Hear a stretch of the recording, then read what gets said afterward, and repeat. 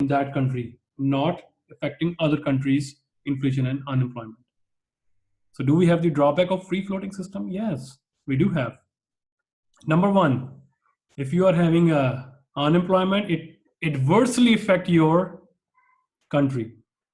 And if you are already having a high inflation, it adversely affect your country as well. And you will be entering into a super inflation or hyperinflation type of scenario. Or this can be a economic weapon.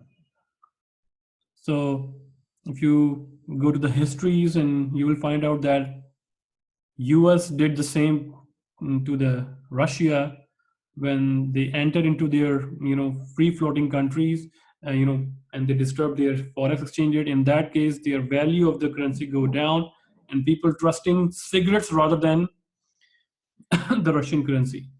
So if somebody wants to exploit your country, they can disturb the supply of your country's currency, and what happen? The market will go up and go down. For example, if US is giving $4 billion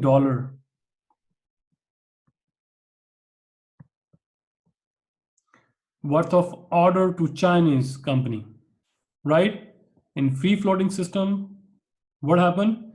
$4 billion will go to the China, and the US will convert $4 billion and buy yuan and then pay yuan to Chinese firms, right? What happened if there's a third country, for example, Japan? Right now, Japan is not on good terms with China. He start purchasing yuan secretly, and yuan prices goes up, right? Or if Japan has already in its reserve yuan, he starts selling yuan on Chinese currency, on Chinese market, and yuan value go down. But the company will say that I would be sending you $4 billion, for example, at 6. So 24 billion yuan is going to be delivered to Chinese economy. But what happened? Due to involvement of Japan, he sell all its yuan into the market on the day of transaction. Yuan value go down to 4. So US will say that we fulfill our promise to 4 billion, but Chinese will say that no, we are expected to receive 24 billion, and now you are sending us 16 billion yuan. So look at that, it's in billions, right? 8 billion yuan is going to be lost during this transaction. So it can be used as a weapon tool, economic weapon tool as well, right? And there's a dispute, they stop the orders, and Americans is now panicking. The Chinese firm, they are also panicking. You can, use those exchange rate to manipulate a country's inflation and unemployment, right? There can be different scenarios as well. So we are not right now learning the dark side of finance here, which is a very interesting topic I would like to teach, but right now we are limiting our scenario to understanding the free float system. So disadvantages example. So the same example, 2 countries, US and UK. Now what happened if US experiencing high inflation and the dollar may weaken, thereby insulating United Kingdom, UK from inflation, right? So it means in free floating system, inflation of US will remain in US. So from US perspective, a weaker dollar cause import prices higher. If higher inflation means US currency will go down. So when US want to import machinery, raw material from outside world, it becoming more expensive, right? On the other hand side, US government trying to control the inflation, but factories require raw material from outside. When they buy at higher cost, they will be selling at higher cost. Of course, right?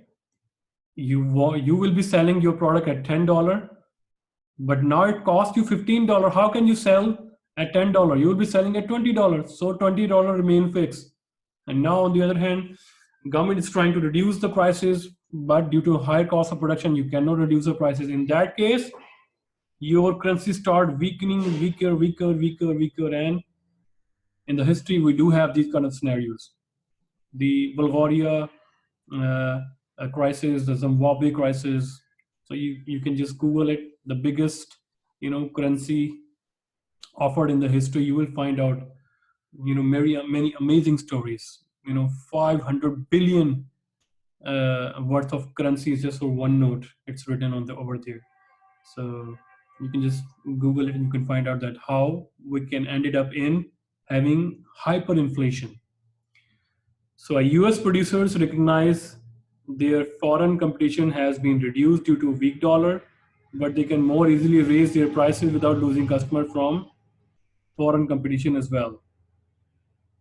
So higher prices of foreign prices can produce US customers to purchase foreign products, purchase domestic products. So this is just like that.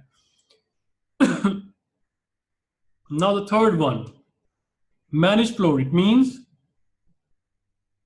governments are sometimes needed. So it's not completely free from government intervention. You still have some kind of government control. So this type of managed float, we also call this clean float exchange rate system. So in that case, whenever the government feels that, okay, the depreciation is too much, then they enter into the into the forex market.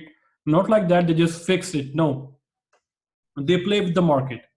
So that's why the government have different exchange reserves. So if a country, they save their dollars, yuan, pounds, euros in World Bank or IMF account. So if some disturbance is going on related to currency, so they cash out the currency, and if they want to decrease the value of dollar, so the government sell the dollars to the open market at reduced price. So price starting reducing because supply increases. If government wants to increase the dollar price, government purchase the dollar from the market. So when government don't purchase in $2,000, $300,000. Government purchase in billions of dollars. So demand increases, price start rising. Right? This is how the government play through central bank. So critics suggest that managed float allows governments to manipulate exchange rate to benefit its own country at the expense of others. So if you are appreciating one currency, it means you are depreciating against others.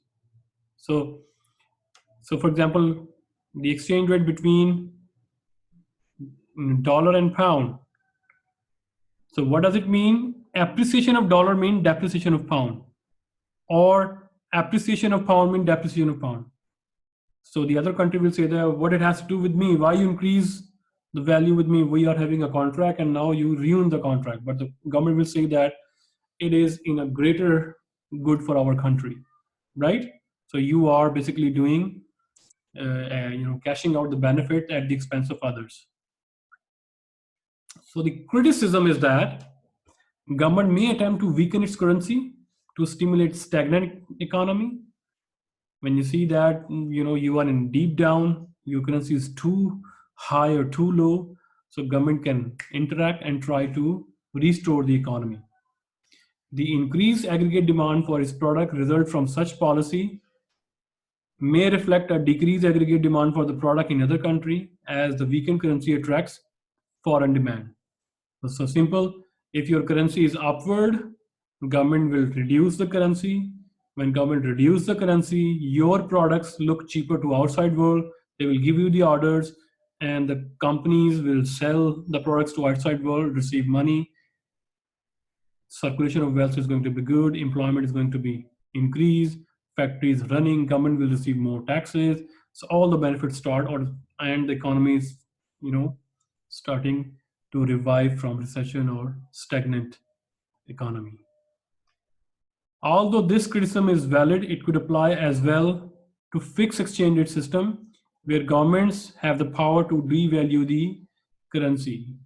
So when government exercise their control on this exchange rate system, they act like a fixed exchange rate system in which they exporting the inflation and unemployment to other countries. But when it doesn't intervene, the market is like a free floating, right? So government in this managed float exchange rate system plays as watchdog, right? So currencies of the most large developed countries are allowed to float, although they may have been periodically managed by their respective central banks. So which is more realistic nowadays? It is managed float rate system, right? So no government is having a fixed exchange rate system in today's world, and no countries is having free floating exchange rate system. So in majority of the countries, they are having managed float rate system in which country have their own central banks as well. What if, okay, so the countries who are using floating exchange rate system, these are